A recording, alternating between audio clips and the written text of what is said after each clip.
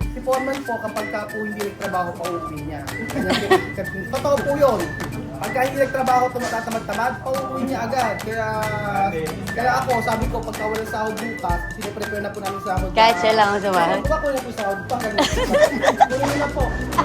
Oo, mahirap na ako mapagalitan. Ang galing nga ng style ni Foreman eh, kasi binili niya agad yung mga bakal. Nagulat nga po ako, ang dami niya in-order eh. Pangmatindihan na pala, ano. Yung binili niyo pong materials, pang bisa na po yan. Nadagan ko na yun. Enjoy na enjoy ka, Kuya Benji, sa pagkain mo ah. Ano ba yung kinakain mo? Pengin naman ako isa, baka pwede naman makahingi ng isa. Sige na. Pengi tayo, pengi naman isang turon. Ako nag-live ka, mag-vlog ka? Yes, nagpa-vlog tayo, Kuya Benjun. Pagkain ang vlog ko.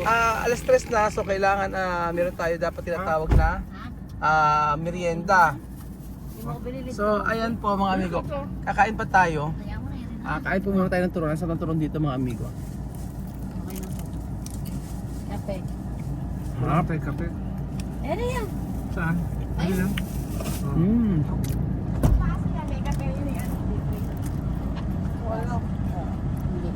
Kaya ka sumakin. Ikaw, gusto mo yan? Ang lang. Black lang. Blank lang sa akin. Madam, dali mo Black correct. lang. Hinang Bili tayo ng ano, merienda. Cut wala. Cut lang sa akin. Bili na siya merienda. Sige. Black lang sa kanya. Hindi yan. Ayun sila, ang ganyan. Hindi mo yan, kunin mo yan, kunin lahat ito. So ayun po mga amigo. Dahil po papakita ko po sa inyo yung start ng project natin dito sa Mayala or. So, bili muna tayo. Salamat madam. Kung nagpupunta kami dito sa Laor, bibili kami ng mga turom. Tapos yung hipoko nila ang sarap. So, Parang may kamote. bilan natin madam. Bilan natin yung mga tauha. Ilan ba sila doon? Start sila doon. So, yun po. Ayan. Okay ang bili mo. Ayun. Ano to? Toge? Tapon toge, 10 ano? Na? Tapon toge. 13 sila eh. Ayan, 13 sila. Bilan mo ng merienda. May pabuo sila, oh. Diba? So, ayan. Alam nyo, napakasarap ng toge rito. Ang ingay ninyo. Ano yung sakyan? Ate, paano niya papasarap yung ano? Yung luto. Kamote ba yun? Kamote ba? Hindi ito kamote. Ano lang po? Kalabasa. Ayan, malambot. Kalabasa lang. Nagmalambot pa Tatapakan mo na ako. Sorry naman. Sorry naman buntes. Ano po ba? Ayan po ano? Pito. Ito po okay. Eh bakit ang sarap ng okay ninyo? Sir, Ha? ang nilalagay lang namin Ano? dito, harina, Arena. paminta. Ba't meron pang, lagyan nyo ata ng ano, hipon? Opo. Oh, may hipon eh. Hipon. Oo nga eh. Kita na hipon yun. Kaya nga po. Sobrang sarap. Lalo na yung suka nila. Ewan ko, hindi ko lagay yung suka? O buko dito? Sir, dito sa kabila. Nakita buko. Nagsaling ka na. Pabili po. Bili po. Magkano ang buko? Ampo. Okay na po ba? Okay lang ano? Para makatulong ako sa inyo. Buko! Buko malamig. Buko malamig! Sarap! Tamis. Wala pa. Ano ba? Correct. Sobrang sarap. Ewan ko bakit sa lahat ng okay na Kami ano na natikman to ko. kami dagdag na to. Alam mo, Ay, yung ako dagdag. nakakahiya naman. Sige tayo, yung dagdag na lang yun sa amin. Sa lahat ng okay na natikman ko, mga amigo, ito po ang pinakamasarap. Ano po ba yan? May kamote okay? Ayun sir, ano ma'am? Yung okay o purong kalabasa lang? Puro lang po kalabasa. Matamis lang yung kalabasa. Matamis-tamis. Sa kalabasa. Sa kalabasa. Sir, ganun. Ganyan. O, ayan, suka. Uy, muling alis naman dyan. Tapos, ayan. Magkano po lahat? Sir, ilan po ano mo? Dalawang buko po. Oo, tsaka dalawang 70, buko. tsaka 70. 80. Oo. Tama ba, sir? 150. 150. Tsaka Buko. Buko. buko. Dalawa. 20 po. Buka? Isa. 20 po isa. Magkano lahat? Ilan lang po na? 190. 190 po, sir. 190. Yes. Magkano yung okoy? 10 pesos, sir. Tama-tama ko. This is okay pa. Para O, tingnan nyo okay. Bakit mga amigo, tingnan nyo okay. Ayan, tingnan nyo. Ayan. Masarap. Patay. Okay, ako kamay na isa lang. Ayan. Ate, ito pa, oh. Halika. Ala naman ang sukli. O, ito. Isa ka po. Hindi, tip ko sa'yo yan. Ay! O, di ba? May patip ako sa'yo. Salamat! Titikman natin yung okay. Napakasarap talaga nito. Yung okay sa may Laur. Laura. Laor. Sarap na. Hindi ka lugi? Sir? Hindi ka lugi dito? Hindi na sir, okay lang. Kasi sa amin sir, pagka ganyan na yung customer namin sir kasi lalo na yung talagang suki na namin at kilala namin sir, talagang dinadagdagan namin sir. At saka ano eh, Ay hindi ko sir, na. ako. Yun lang sir ang... Piso lang. Kaya sir, sir, may mga nagpupunta dito sir, minsan mga taga Sagana, mga taga ano pa. Inaano pa nila. Ako, dinadayo kita talaga Nagayon. sir. Maghapon kayo kidran yan ba? Oh sir, maghapon. Grabe no. Yaman na. May pera. Yung ano nyo, yung turon nyo, masarap. Ano, sir? Lagyan nyo ng langka, mas masarap. Sir, kasi Mahal. mahal. Kasi pagka kunyari, sir, wala kami makitang langka, siyempre, hahanapan natin din nila, sir, yun. Oo. Diba? Kaya okay lang, sir, yan. 10 piso lang. Sarap. Sige po. Sir, kumuha na lang suka. Ay, suka. Ayan. Kayo na tayo mag-ano. Buha tayo ng suka. Ito yung pamirienda natin sa mga tauhan natin. There's okay, sir. Taga ano po, sa may San Isidro pa po kami. May bisiha, sir? Yes po, malapit po kami sa may papuntang Cabiao. Nakaroon, Dream Park. Sa may Caron Day Park. Binayo niyo talaga ito ato. Inayo talaga namin, sobrang sarap kasi niya. Wala po, ewan ko lalo na ito. Sa tako okay nila. Ano lang yan, sir? Simple lang yung Diba? Crispy siya eh, no? Sobrang crispy niya. So maraming salamat Ah, sir, po. lagay mo na dito. Ayan. Para sila ay meron. Alam niyo yung okay ng ulam ko yan. Oo nga, sir. No? Kahit yung mga bumibili dito, sir, Ulam lang. yung ulam na lang nila. Salamat po. Inuulam nila. Alam mo, sa lagi sa piso kita nyo, napakasarap yung ano nila. Tapos, basta sobrang sarap na ano na. Sobrang sarap na okoy. Crispy siya. Tapos, may hipon. Hindi ba kasi kita, ate, walang hipon eh, no? Ala, Kapag kaya kalabasa lang, tsaka harina. paminta. Paminta. Para may konting. Oo. So, ito na po. Ayan.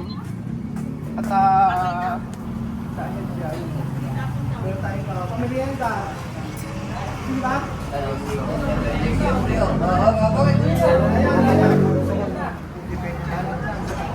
So, ayan po mga Teka, pakita ko sa inyo. Hindi ka lang ako sa pagkakas. Sobrang sarap talaga niya.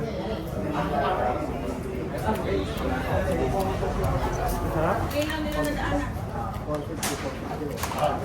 Kaya po siya kasama. Sarap.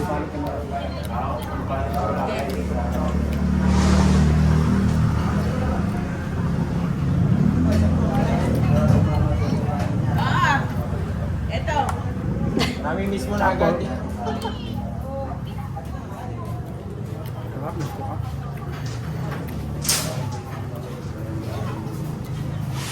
Nasuka yung hindi. Ako. So ito pa mga amigo, tapos natin yung mabili. Tignan nyo. Ayan.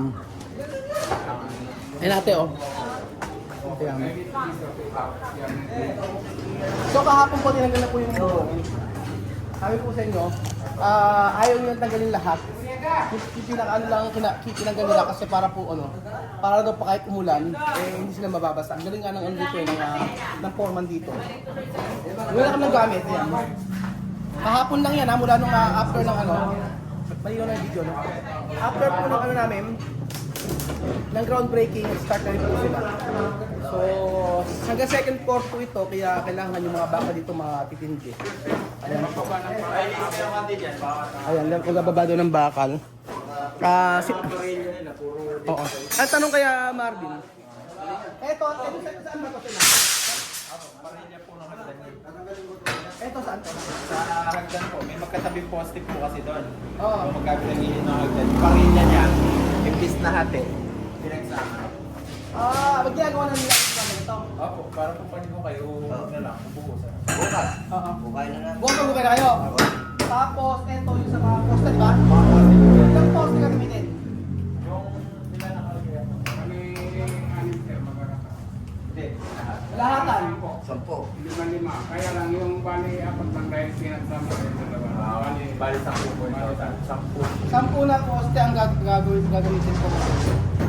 Tapos, Ito po, hanggang may muna ako, kaya po muna nila. Oo. Bago po tayo yung mga poste, pag magtatayo na po ng poste, Ay, lusutin na naman. lusutin na lang po yung para tuloy-tuloy yung trabaho. okay, galing nga. So, pagka ayarin nilang maggawa ng ng poste, Tapos po, mag-assemble na ng poste sa bubuhay. gano'n na mag-ukay daw bukas. Gano'n, magagawa ng poste, tapos pag nagawa ng poste, itapalusin nila sa taas para at least kahit umulan, nakagagawa sila. Pero na lang yung mga bakal Ano, 16 ba to? Apo, sige. 16 ano? Kaya 16 yung kanilang yung parilya nila. Kasi second floor no? Tapos, dami... Kaya buhay Ah. para mabilis yung Oo nga, bumili na kami ng, meron na kaming pamutol ng bakal para mabilis. Tapos ito, ano to? Forma na po yan, puputol na rin po. Pang forma na. O para po pag tinay poste, may nakagaya tayo kumano pa po. Dire-diretso. Diretso. Oo. Asan si foreman? Yung kumukuhain. May sa camera si foreman? Ayan si foreman. So, ayan. Ito si foreman. Interview yung gawin. Ito, matindi natin foreman. Kaso natatakot ako dito eh. Huwag po kayo mag-alala, ihanda ko na po yung patawad bukas. Kasi natatakot po ako sa inyo. Ito po kasi, pagka si foreman po, kapag ka po hindi nagtrabaho, pauuwi niya. Ganyan po. Totoo po yun. Pagka hindi nagtrabaho, tumatatamad-tamad, pauuwi niya agad. Kaya ako, sabi ko, pagka walang sahod bukas, pinaprepare na po namin sahod. Kahit siya lang sa bahay. Baka ko na po yung sahod. Ito ang ganun. Puno na po. Oo. Mahirap na ako mapagalitan. Baka ikaw mapauwi. Ang galing nga ng style ni Foreman kasi binili niya agad yung mga bakal nagulat nga po ako, ang dami niyong in-order Pangmatindihan na pala Yung binili niyo pong yung binili niyo pong materials, pang ano po yan? Ano second floor na yun? Para po yung bakal po. Parang tayo parang tayo mabitin. Parang hindi mabitin. Ayan, sa matinding Foreman to. Ilan na po ba nagawa yung bahay? May 50 na po. May 50 bahay na rin po ang nagawa niya. Sa dami po ng bahay na nagawa niyo po, ilan po yung napangasawa? Ay, ilan po yung anak niyo? Anak po pala. Sila anak mo? Pero ilan daw yung napangasawa? Mali pa rin tanong ko. Hello. So, salamat na, Foreman. Ang galing ng Foreman na yan. Sabi ko po sa inyo. Siya po ay, ano ni Marvin yan? Dito. Tito ni Marvin, no? Kapatid ng nanay. Kapatid ng nanay ni Marvin. Napaka-husay din po niyan. So ayan po mga amigo, ito na po yung simula. Kahapon nagtanggal ng kisame, naglagay ng mga bakal, tapos nagbagbag po sila dito. So gusto ko po ipakita sa inyo ang mga natanggal nila. Ayan. So, ba't din yung iulam? Para matutulog nila kay mamaya. 13 raw sila dito. Saan kayo tutulog? Meron kayo sa taas? Sa taas sila tutulog. Oh. Parang may pakapi pa yata kayo dito Ayun Tapos meron din dito natutulog Ayan po. Mahusay si Foreman. Nasa dugo nila Marvin na mahuhusay ito. Na humawak ng pagawang bahay. So yun po mga amigo, hopefully po ay mai-update ko po kayo dito sa project sa may Laur. At ito hindi ko alam sa gagamitin. Saan po gagamitin to? Saan ito gagamitin? Sagdan? Sagdan. Katambal noon daw, sabing ganun. So ayan na yung mga order namin magamit. So ayun pa mga amigo, thank you so much po sa panonood ng episode na ito. Sa ginagawa po natin na ito ay naiibsan po yung ating kalungkutan. So ganito po ang ginagawa natin para po mawala ang ating lungkot sa pag-uwiin po ng ating mga kapatid na ating mga anak-anakan na Afrikano. So thank you so much po mga amigo at God bless po.